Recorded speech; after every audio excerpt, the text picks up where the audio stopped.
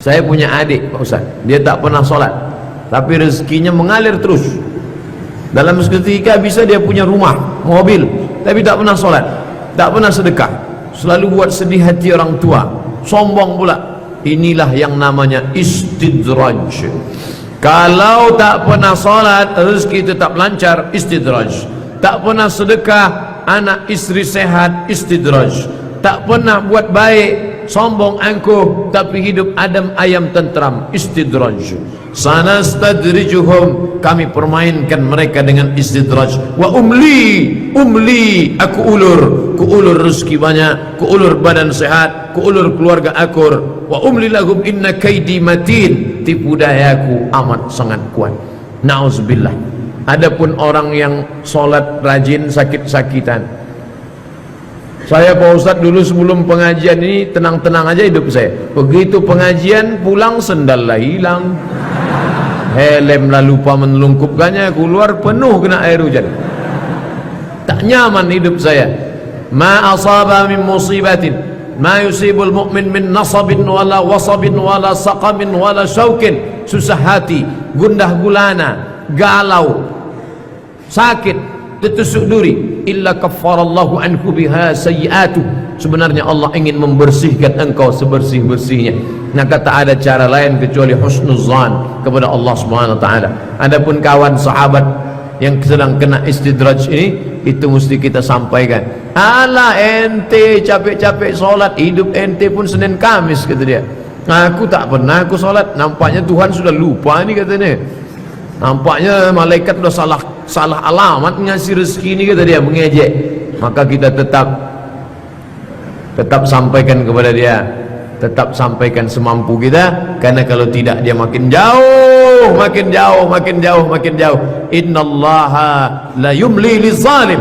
Allah sengaja mengulur kepada orang zalim ini, hatta idza akhadhahu lam yuflithu, sampai ketika masanya tiba Allah menarik dia, menghukumnya tanpa tending aling-aling, langsung lagi.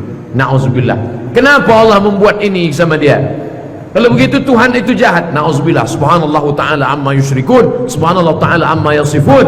Allah buat macam ini karena dia fasik. Yudhillu bihi katsira, Allah menyesatkan orang banyak. Wa yahdi bihi katsira, Allah memberikan hidayah pada orang banyak. Loh, dia termasuk yang yudhil, disesatkan Allah. Kenapa dia disesatkan Allah? Wa ma yudhillu bihi illal fasiqin, karena dia fasik. Ceramah tak mau dia dengar, ustaz sudah banyak tak mau dia, Al-Quran sudah diturunkan dia tak peduli, tetap dengan kefasikannya, disesatkan Allah sekalian. Na'udzubillah. Apakah orang Islam yang pernah murtad harus disyahadatkan lagi? Ya. Innalladzina amanu, beriman, thumma kafaru, murtad, thumma amanu, masuk Islam lagi, thumma kafaru, murtad lagi, thumma zdadu kufran, 3 kali murtad, lan tuqbala taubatuhum, maka tak diterima. Game is over, selesai, habis. Maka kalau dia masuk Islam, maka dia harus bersyahadat balik. Asyhadu, disaksikan orang banyak, asyhadu an la ilaha illallah wa asyhadu anna muhammadan rasulullah. Orang ini pernah murtad tapi telah kembali ke dalam Islam lagi, insya Allah sudah taubat nasuha, kita terima dia. Berapa itu artis-artis yang dulu nikah sama perempuan non muslim, murtad dia, lalu kemudian setelah pisah dia dengan perempuan tu, balik dia masuk Islam, bersyahadat dia, nikah dia dengan perempuan yang muslimah baru, diterima Allah Subhanahu wa taala. Kalau lupa membayar zakat fitrah, apa yang harus kita lakukan? Kalau khatib sudah naik ke atas mimbar, fa innaha shadaqatun minas shadaqat, dia hanya sedekah biasa saja, tidak dihitung lagi sebagai zakat fitrah. Jadi apa yang bisa dilakukan? Tetap bersedekah dan beristighfar, minta ampun kepada Allah, jangan diulang lagi akan datang. Begitu panjang waktu kok tak bayar zakat fitrah? Dari mulai 1 Ramadan sudah bisa bayar zakat fitrah sampai khatib naik besok, tak ada alasan untuk tak bayar zakat fitrah. Tapi yang sudah terlanjur apa boleh buat? Maka bersedekah dan banyak-banyak beristighfar, minta ampun kepada Allah. Wa asbi'is sayyi'atal hasanata, iringilah perbuatan yang tak baik dulu jahiliyah kafir, hasanah dengan perbuatan yang baik, tamhuha, mudah-mudahan bisa menghapus dosa yang silap salah. Saya menyukai seorang akhwat, dan kata teman saya dia pun suka juga kepada saya, dan dia punya pacar non muslim. Akhwat itu punya pacar non muslim. Kalau teman saya harus menyelamatkannya, apakah termasuk jihad? Ini entah bertanya entah minta dalil, karena mencegahnya daripada murtad Pak Ustaz. Man ra'a minkum mungkaran, siapa di antara kamu melihat kemungkaran, falyughayyirhu biyadihi, robah dengan tangan.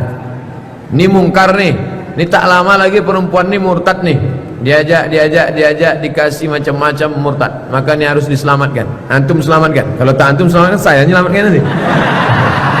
Lah, bercanda. Tapi tentu dengan cara-cara yang syar'i, yang islami. Kalau sholat jamaah, kita sebagai makmum sebelum sholat shaf lurus rapat, tapi ada makmum malah membuat jarak. Bagaimana seharusnya Pak Ustadz? Kalau di Mesir misalnya kita sholat gini, sholat tiba-tiba ada orang jauh, itu ditarik. Orang Mesir itu biasa narik. Nah, di sini jangan coba, tariklah kalau tak gitu. Kenapa? Karena sawus sufuf, luruskan shaf. Fa inna taswiyatas sufuf min tamamis shalah. Lurusnya shaf bagian dari kesempurnaan salat. Sampai imam tak mengangkat takbiratul ihram sebelum menengok. Dua guna imam menengok ke belakang. Pertama, menengok shaf rapat dan lurus. Yang kedua, menengok keadaan makmum. Kalau banyak orang tua jangan ayatnya panjang-panjang. Itu gunanya tengok. Oh, atu gitu dia. Kok gitu kulhu aja lah. Itu guna dia menengok ke belakang. Afattanun anta, kata Nabi kepada Muaz bin Jabal. Fattan, kau buat ayat panjang-panjang, apa kau mau menimbulkan fitnah? Melapor sahabat kepada Nabi, ya Rasulullah, tadi Muaz bin Jabal dibantainya ayat panjang betul. Afattanun anta, apa kau mau menimbulkan fitnah? Apa yang dibacanya? Surat Al-Baqarah dibacanya. Bagaimana membedakan majlis yang berbeda aliran dari ajaran Islam sebenarnya?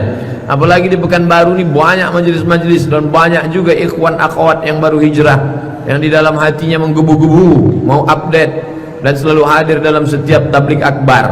Tolong penjelasan Ustadz supaya kita yang baru hijrah ini tak salah dalam memilih majlis. Pertama, majlisnya terbuka. Jangan yang eksklusif, tertutup-tutup, sembunyi-sembunyi, rumah anu jam 2 malam harus mati lampu. Itu betul. Tuh, harus ada setoran per bulan beginian. Yang kedua, cirinya kata Majelis Ulama Indonesia, tidak mengingkari rukun iman dan rukun Islam. Syahadat, salat, zakat, puasa, haji. Beriman kepada Allah wa malaikatihi wa kutubihi wa rusulihi wal yawmil akhir wa biqadri khairihi wa syarrihi. Kalau ada sesuatu yang meragukan, tanya Ustaz. Silakan makan obat ini. Bila 3 hari flu tak hilang, konsultasikan ke dokter, kan begitu. Ikuti kajian ini, ikuti. Kalau ada yang meragukan, datang ke dokter Mawardi. Kalau ada yang meragukan, datang ke dokter Mustafa Umar. Ada yang meragukan, datang ke dokter Saidul Amin. Ke Ustaz Somad, jangan. Dokter-dokter itu aja datang.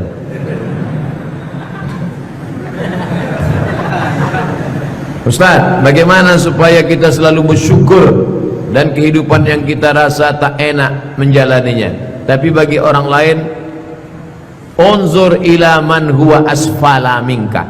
Unzur, tengok, man huwa, orang yang asfala. Asfala itu artinya apa? Aspal, bawah.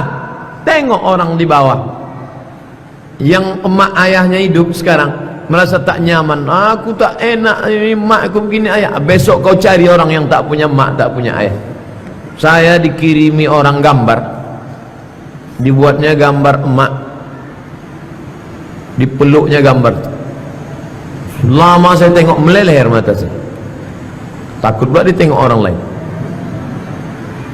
Bersyukurlah dengan nikmat yang diberikan Allah. Maka kita suruh tengok ke bawah. Makanya suruh sering-sering ke panti asuhan, pergi ke panti jompo, tengok tempat orang yang sakit. Supaya apa? Mensyukuri nikmat Allah SWT. Nikmat ini baru terasa kalau dia tak ada. Ketika dia ada, kita menganggap ini bonus dari Allah. Telunjuk ni baru kita terasa nikmat telunjuk ketika telunjuk luka. Ketika telunjuk luka tak bisa lurus, barulah asyhadu alla ilaha illallah, barulah terasa bahwa itu nikmat. Sudah tak ada dia, baru kita rasa nikmat. Oh, yang lebih celakanya ketika nikmat hidup itu sudah dicabut Allah, baru terasa bahwa nikmat hidup itu rupanya nikmat. Na'udzubillah. Absarna, mata kami sudah menengok azab. Wa sami'na, telinga kami sudah mendengar azab. Farji'na, balikkan lagi kami ke dunia ya Allah. Na'mal salihan, kami mau beramal saleh. Tak bisa. Apa lagi? Penyesalan tak bermakna.